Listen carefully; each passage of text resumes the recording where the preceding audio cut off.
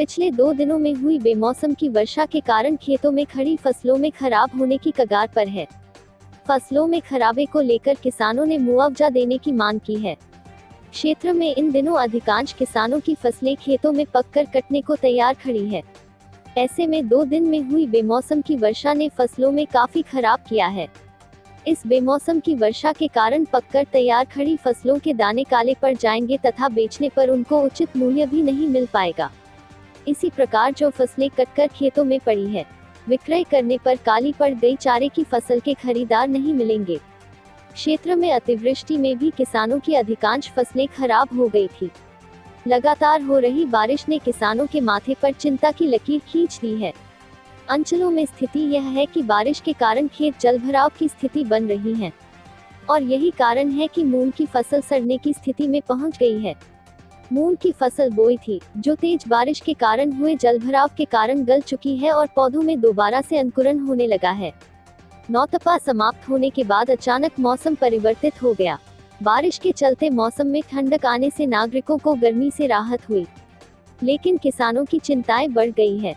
विकासखंड में बड़े रकबे में मूंग की फसल की कटाई एवं परिवहन हो रहा है। ऐसे बारिश होने से किसानों को परेशानी का सामना करना पड़ रहा है। गौरतलब है कि किसानों के लिए मूंग की फसल में ज्यादा लागत आती है, तो वहीं किसानों की लागत महंगे कीटनाशक के छिड़काव के कारण बढ़ जाती है। कोरोना महामारी के दौरान लॉकडाउन में दी गई छूट के चलते बाजार खुलने लगा है।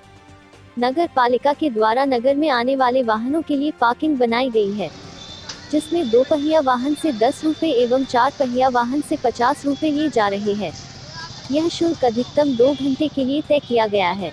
भारतीय किसान संघ द्वारा इतनी महंगी पार्किंग दर का विरोध किया गया है। विरोध जता एसडीएम DN सिंह को एक ज्ञापन सौंपा गया। मांग की गई कि इस प्रकार की अवैध पार्किंग को तत्काल प्रभाव से बंद हो। भारतीय किसान संघ जिला मंत्री संतोष पटवारी ने बताया, कोरोना महामारी के चलते देश में आपातकाल की स्थिति निर्मित हो गई है। ऐसे में प्रशासन को चाहिए कि परेशान नागरिकों को सुविधा प्रदान की जाए, परंतु इसके विपरीत नगर पालिका के द्वारा खुलेआम पार्किंग के नाम पर अवैध वसूली की जा रही है। यदि इसे बंद नहीं किया गया तो भारतीय किसान संघ के द्वारा सड़कों पर चक्का जाम किया जाएगा।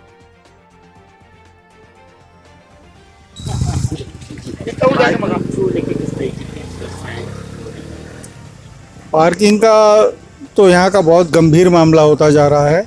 यहाँ 50 रुपये कार से और 10 रुपये मोटरसाइकिल से लिया जा रहा है।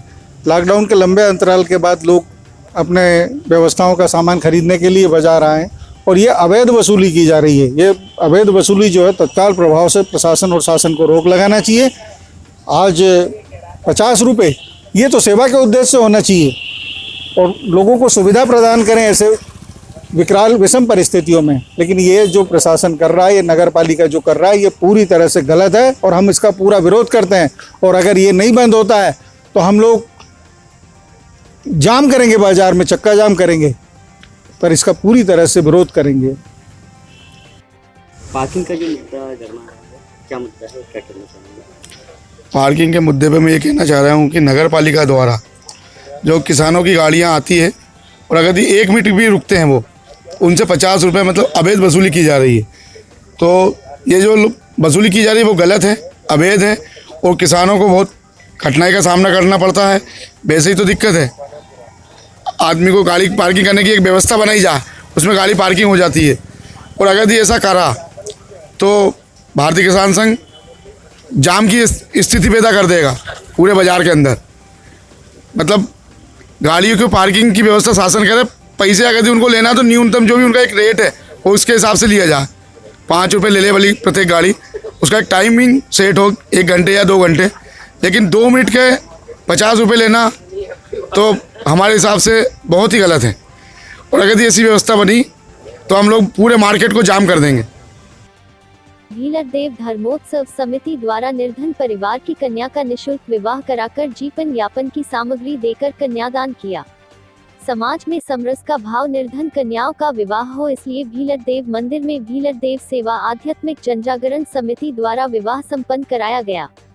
ग्राम रामपुर निवासी कन्या छाया पिता बदामीलाल बामने का शुभ विवाह बुर्ड नसरुल्लागंज निवासी रामकिशोर कछवाह पिता रामदेव कछवाह का मंदिर के विद्वान पुरोहित ने वैवाहिक संस्कार कराकर दलित कन्या का मंदिर के महंत रामकथा वाचक महंत गोविंददास जी ने आशीर्वाद प्रदान किया। नव दंपतियों को दैनिक जीवन यापन की सामग्री देकर बिछिया दान दहेज देकर दोनों को अपने जीवन में खुशहाली भरे जीवन का आशीर्वाद देकर बधाई शुभकामनाएं दिया। किसानों का मुद्दा अब जोर पकड़ते जा रहा है। किसानों के मुद्दे अब कांग्रेस भी मैदान पर उतर गई है। बुधवार को किसानों की समस्याओं के शीघ्र समाधान की मांग करते हुए एसडीएम DN सिंह को ज्ञापन सौंपा। कांग्रेस का कहना है कि मध्य प्रदेश में भारतीय जनता पार्टी की सरकार जब से आई है तभी से मध्य प्रदेश के किसानों को पुनः आर्थिक, मानसिक और शारीरिक कठिनाइयों का सामना करना पड़ रहा है। पिछली सरकार ने किसानों से वादा किया था कि मूंग के लिए नहरों में पानी छोड़ा जाएगा। पानी के कारण किसानों ने इस बार मूंग की फसल खेतों में पैदा करने के लिए लगा दी गई है। सरकार मूंग खरीदने हेतु शीघ्र ही पंजीयन शुरू करवाए। पिछली सरकार के द्वारा कैबिनेट ने फैसला लिया था कि अप्रैल 2020 से किसानों के खाते में 160 रुपए प्रति क्विंटल के हिसाब से बोनस डाला जाएगा, परंतु कैबिनेट के फैसले होने पर भी मुख्यमंत्री के द्वारा किसानों के खाते में बोनस नहीं डाला जा रहा है। सरकार के द्वारा गेहूं के खरीदने के बारे में गुमराह किया जा रहा है। कभी खबर दी जाती है कि 30 जून तक खरीदी होगी, फिर सरकार ने गेहूं खरीदी की तारीख 5 जून कर देंगे, जिसके कारण किसान परेशान हो रहे हैं। किसान को ऐसी परिस्थिति में संकट के दौर से गुजरना पड़ रहा है। कई किसानों के गेहूं खरीदी सेंटर से तोलकर खरीदी करने के बाद वापस कर दिया गया है। ऐसे किसानों का गेहूं फिर से खरीदा जाए। वर्ष 2017-18 में भाजपा सरकार ने 500 रुपए सोयाबीन और 500 रुपए मक्का की भावांतर राशि व बोनस देने का वादा किया गया था, जो आज तक नहीं दिया गया। वह राशि शिवराज सरकार के द्वारा डाली जानी चाहिए। कांग्रेस की कमलनाथ सरकार के द्वारा 2 लाख रुपए तक के डिफॉल्ट किसानों के पहले किश्त में 50,000 रुपए तक के कर्ज माफ किए गए थे, जिससे प्रमाण सरकार के द्वारा वितरण किए गए थे।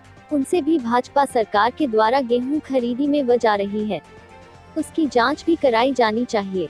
खरीफ की फसल बोने हेतु किसानों को सोसाइटी से खाद्य और बीज की व्यवस्था की जाए।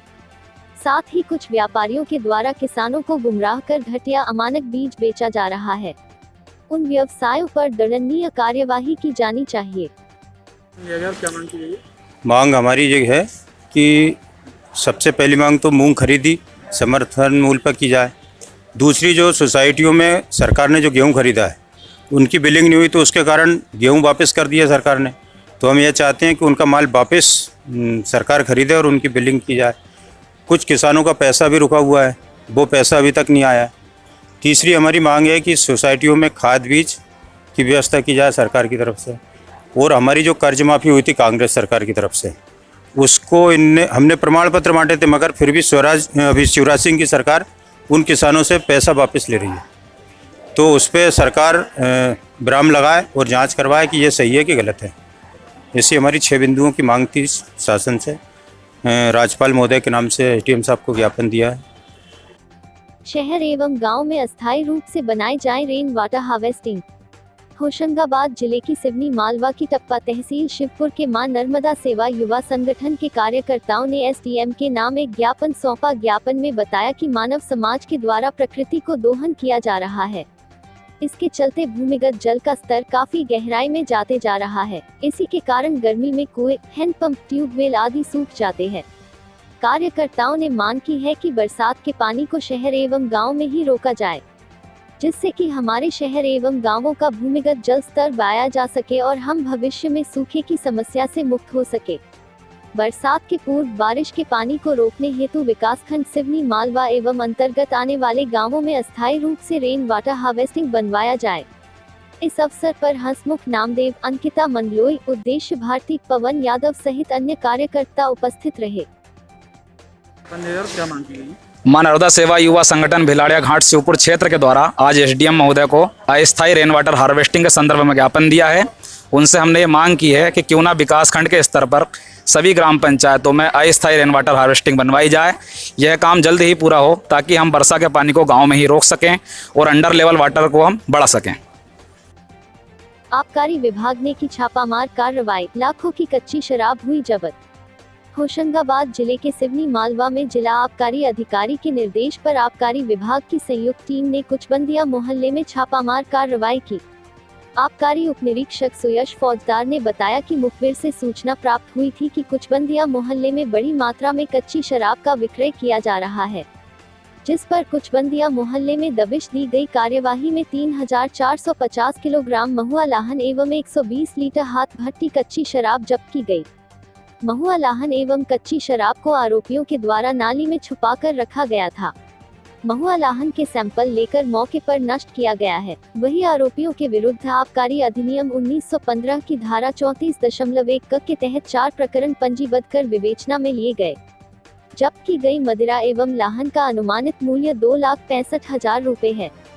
विगत 1 माह पूर्व भी आबकारी विभाग के द्वारा बड़ी कार्रवाई इसी स्थान पर की गई थी, तब भी बड़ी मात्रा में महुआ लाहन एवं कच्ची शराब जब्त की गई थी। आबकारी के संयुक्त दल में आबकारी उप निरीक्षक सुयश फौजदार, वासुदेव आचार्य त्रिपाठी, राजेश साहू, नीलेश पवार, हेमंत चौक से आबकारी मुख्य आरक्षक रामदत्त शर्मा, विजय राजपूत, सुंदर सिंह एवं आबकारी आरक्षक नर्मदा प्रसाद मेहरा, गोपाल रघुवंशी, मदन सिंह रघुवंशी, राजेश गौड़, कैलाश अखंडे, विकास लोखंडे, धर्मेंद्र बारंगे शामिल रहे। सर, किस तरह की कार्रवाई की गई? हमें अपने मुखबिरों से सूचना मिली थी कि सिवनी मालवा में जो है वो कुचबंदिया मोहल्ले में भारी मात्रा में अवैध शराब का काम हो रहा है, और इस सूचना पर हमने जो है वो आबकारी की संयुक्त टीम के द्वारा यहाँ दबिश रखी थी। आज शाम के समय में लगभग 2 घंटे चली हमारी कार्यवाही में हमने 4 लोगों पर प्रकरण दर्ज किए हैं। इसके अलावा भारी मात्रा में हमने लाहन जब्त किया है, जिसे मौके पर नष्ट कर दिया है, और अभी हमारी कार्यवाही चल रही है। अभी तक हम लगभग अभी हम 120 लीटर के आसपास शराब जब्त कर चुके हैं, और लगभग 3500 किलोग्राम महुआ लाहन अभी तक हम नष्ट कर चुके हैं। अभी हमारी कार्यवाही चालू है, तो जो फाइनल आंकड़े होंगे वो हम आपको बताते हैं।